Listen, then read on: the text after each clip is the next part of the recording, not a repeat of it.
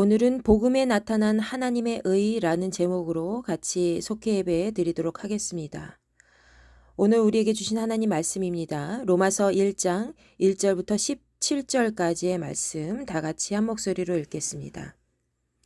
예수 그리스도의 종 바울은 사도로 부르심을 받아 하나님의 복음을 위하여 택정함을 입었으니 이 복음은 하나님이 선지자를 통하여 그의 아들에 관하여 성경에 미리 약속하신 것이라. 그의 아들에 관하여 말하면 육신으로는 다윗의 혈통에서 나셨고 성결의 영으로는 죽은 자들 가운데서 부활하사 능력으로 하나님의 아들로 선포되셨으니 곧 우리 주 예수 그리스도시니라. 그로 말미암아 우리가 은혜와 사도의 직분을 받아 그의 이름을 위하여 모든 이방인 중에서 믿어 순종하게 하나니 너희도 그들 중에서 예수 그리스도의 것으로 부르심을 받은 자니라. 로마에서 하나님의 사랑하심을 받고 성도로 부르심을 받은 모든 자에게 하나님 우리 아버지와 주 예수 그리스도로부터 은혜와 평강이 있기를 원하노라. 먼저 내가 예수 그리스도로 말미암아 너희 모든 사람에 관하여 내 하나님께 감사함은 너희 믿음이 온 세상에 전파됨이로다.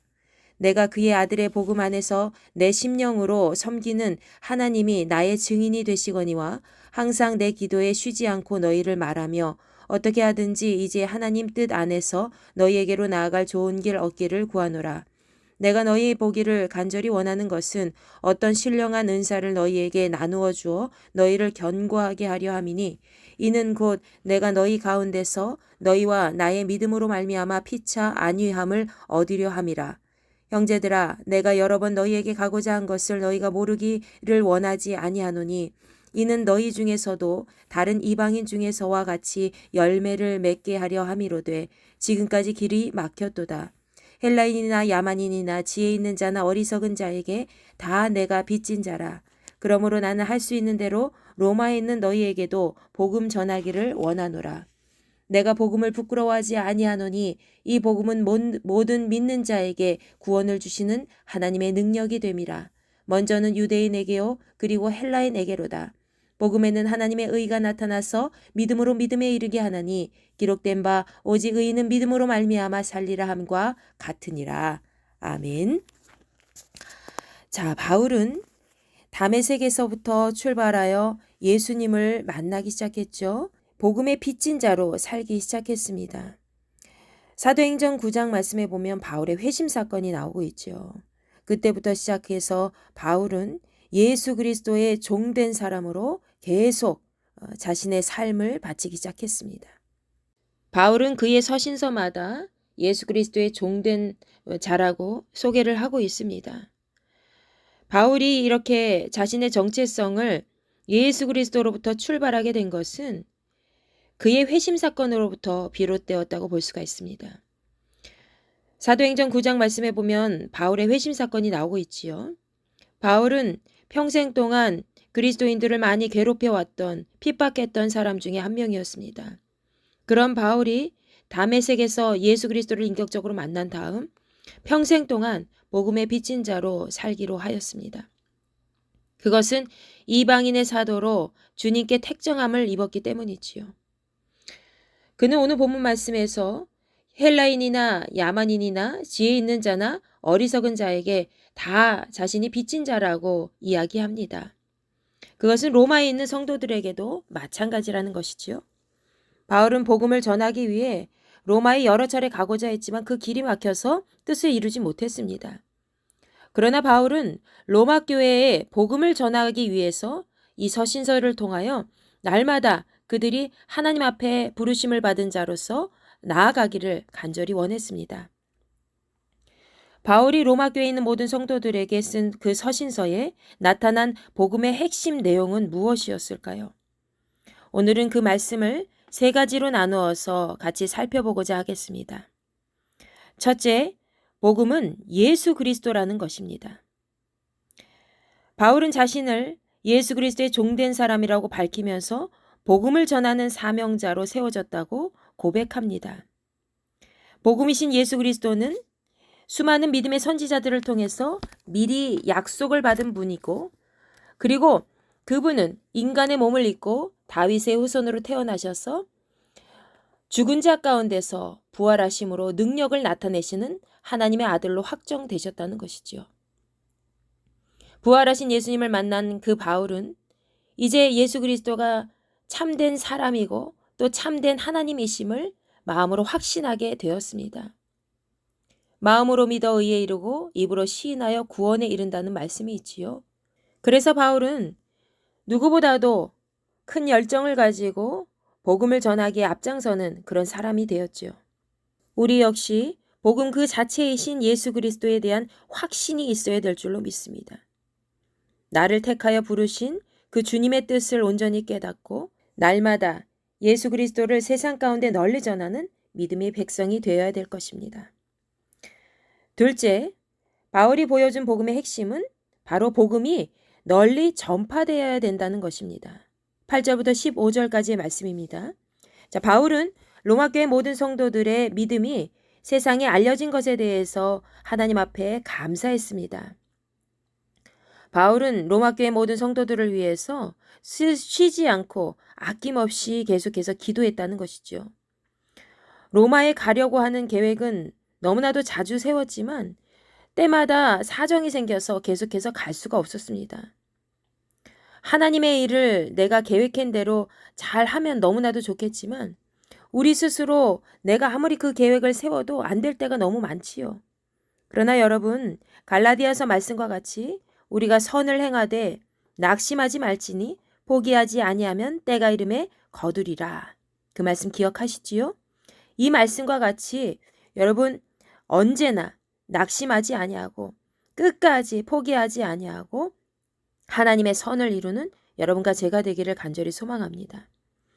바울은 로마에 가려고 하는 그 계획을 세울 때마다 길이 어긋났지만 그럼에도 불구하고 날마다 쉬지 않고 기도하는 그런 마음으로 하나님의 역사를 눈으로 확인할 수가 있었습니다. 모든 사람에게 빚진 자였던 바울은 로마에서도 복음을 계속해서 전할 수 있기를 간절히 원했습니다.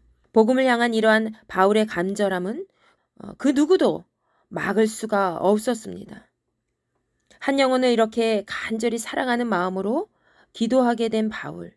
결국 예수님의 뜻을 전하는 귀한 믿음의 사도로 세움을 받게 되었죠.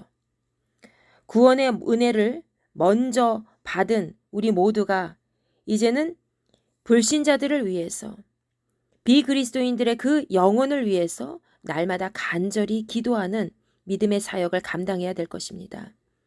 바울과 같이 눈에 보이지 않는 그런 곳에서 계속해서 기도하기를 쉬지 않을 때 우리는 누구보다도 우리 가족들을 구원할 수 있고 우리 주변에 있는 많은 영혼들을 별과 같이 빛나는 존재로 하나님 앞에 세움을 받는 존재로 세울 수가 있습니다.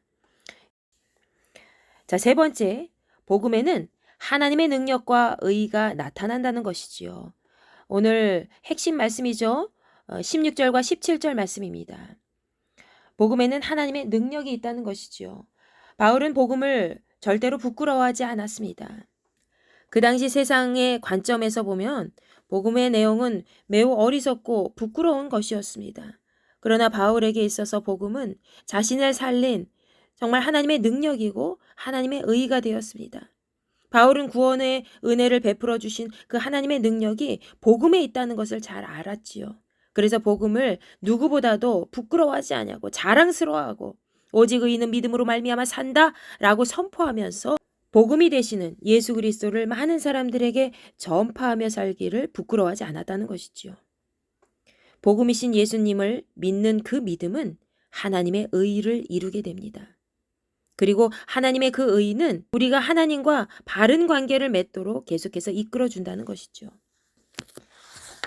하나님은 예수 그리스도를 믿으면 누구든지 구원을 얻도록 길을 활짝 열어놓으셨습니다. 그런데 그 구원의 선물이 되시는 주님을 우리가 만나지 않으면 되겠습니까?